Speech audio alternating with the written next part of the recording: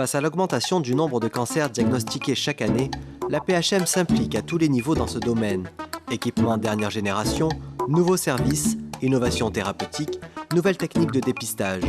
Près de 400 lits sont consacrés à la cancérologie au sein des établissements de la PHM, permettant de suivre environ 10 000 patients par an.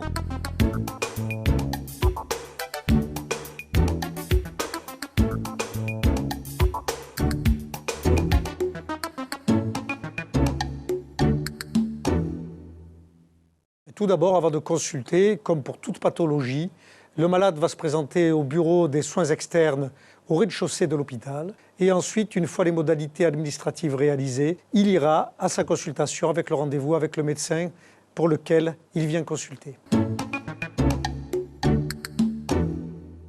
En matière de cancérologie, il y a une consultation très spécifique qui s'appelle la consultation d'annonce, où le médecin va annoncer le diagnostic et le projet thérapeutique.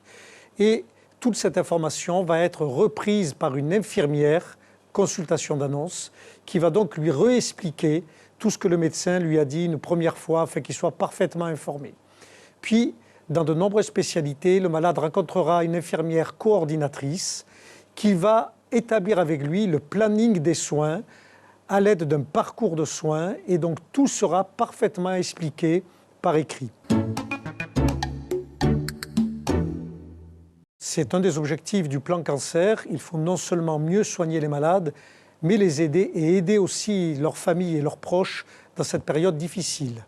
Tout d'abord, les infirmières coordinatrices dont on vient de parler vont les aider à établir ce planning de soins et à s'organiser dans leur vie sociale. Mais nous avons aussi tout un panel d'assistantes sociales qui vont les aider dans leur démarche administrative, par exemple au niveau des banques pour obtenir un prêt, ce qui est souvent difficile pour ce type de pathologie. Et les malades ont besoin d'un soutien psychologique. Nous avons donc des oncopsychologues à leur disposition tout au long de leur prise en charge. Et nous avons spécifiquement à l'assistance publique des espaces de rencontre et d'information. Un est situé à l'hôpital de la Timone, l'autre à l'hôpital Nord.